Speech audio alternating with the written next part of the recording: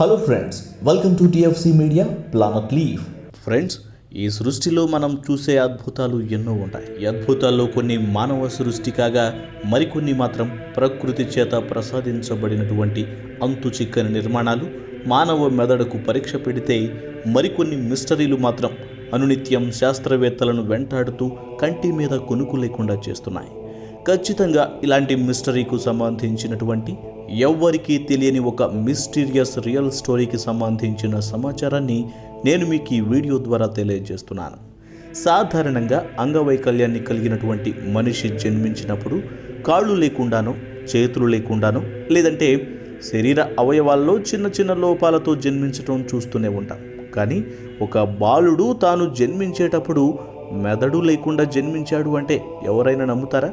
అంతేకాదు, అలా మెదడు లేకుండా జన్మించిన బాలుడు ఇప్పటికీ తన జీవితాన్ని కొనసాగిస్తున్నాడు అంటే అవాక్ అవడంతో పాటు ఇది నిజమేనా అనేటువంటి సందేహాన్ని వ్యక్తం చేస్తారు. కానీ ఇది నిజం.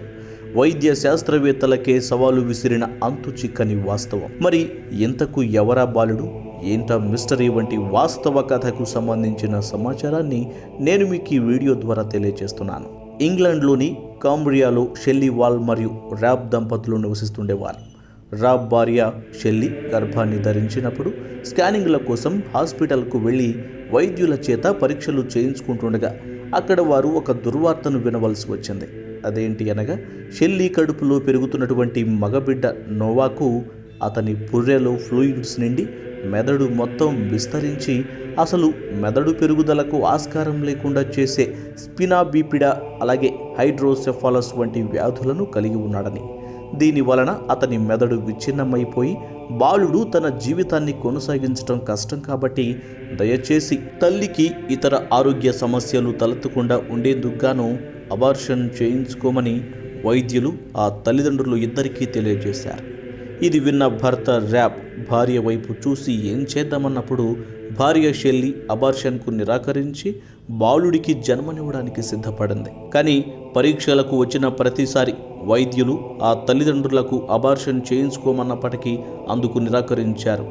ఇలా 4-5 సార్లు చెప్పినా వినకుండా చివరిగా ఆ బాలుడికి జన్మనివ్వడం జరిగింది. ఇక్కడే మొదలైంది అసలు కథ. నోవా జన్మించినప్పుడు అతని పుర్రెలో కేవలం 2% మాత్రమే మెదడు ఉంది. మరోవైపు బాలుడి వైపు ఆశలు వదిలేసిన డాక్టర్లు, కన్న కొడుకు బ్రతకాలని పోరాడుతున్న తల్లిదండ్రులు. ఈ సమయంలోనే నోవా కలిగి ఉన్నటువంటి 2% మెదడుకు ఒత్తిడి కలుగజేసే ద్రవాలు ఎక్కువగా చేరకుండా ఉండేందుకు గాను పుర్రెలో స్టెంట్ వేయడం జరిగింది. నోవాకు పుర్రెలో కేవలం 2% మాత్రమే మెదడు ఉందని కుటుంబానికి తెలియజేశారు డాక్టర్లు.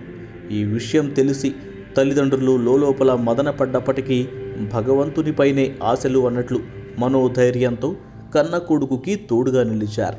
ఇక్కడ ఆశ్చర్యం కలిగించే మరొక విషయం ఏంటి అనగా, నోవా మెదడు యొక్క కాండం చెక్కు చెదరకుండా ఉన్న కారణంగా అతను తీసుకునే ఆహార పానీయాల విషయంలో ఇబ్బందులు తలెత్తలేదు. ఈ అనుకూల విషయం అతన్ని పరీక్షిస్తూ మెదడు రహితమైన అతని దేహాన్ని అధ్యయనం చేస్తున్నారు డాక్టర్లు. ఇలా రోజులు గడుస్తూ 3 సంవత్సరాలు పూర్తయ్యాయి. సరిగ్గా ఈ సమయంలోనే డాక్టర్లు సైతం అవాక్కయ్యే ఒక విషయం బయటపడింది. కేవలం 2% మాత్రమే ఉన్న నోవా మెదడు దాదాపు 80% పైగా విస్తరించబడి పెరుగుదలగా ఉంచబడింది. బాలుడి పుర్రెకు స్టంట్ వేయడం కారణంగా మెదడు పెరిగిందా అని డాక్టర్లు అనుకున్నప్పటికీ అసలు జీవ సంబంధమైనటువంటి మెదడు కణాల పెరుగుదల ఎలా జరిగింది అనేది ఎవ్వరికీ ఎప్పటికీ అర్థం కాని ప్రశ్నగానే మిగిలింది.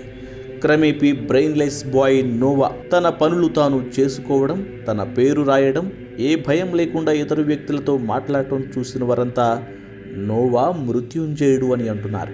ఎవరో అనడం కాదు, డాక్టర్లకు కూడా అర్థం కాని నోవాలోని మార్పులను తెలుసుకున్న వారు ఎవరైనా అంటారు అతను నిజంగానే మిస్టీరియస్ మృత్యుంజయుడు అని. సో ఇది ఫ్రెండ్స్, బ్రెయిన్ లేకుండా జన్మించి వైద్య శాస్త్రానికి సవాలు విసిరిన మిస్టీరియస్ బాయ్ నోవాకు సంబంధించి నేను మీకు అందిస్తున్న సమాచారం. మీకు ఈ వీడియో నచ్చినట్లయితే లైక్ చేయండి, షేర్ చేయండి. ఇలాంటి మరిన్ని ఇంట్రెస్టింగ్ విషయాలను తెలుసుకోవడానికి మీరు మా ఛానల్ను సబ్స్క్రైబ్ చేసుకోవడం మాత్రం మర్చిపోకండి.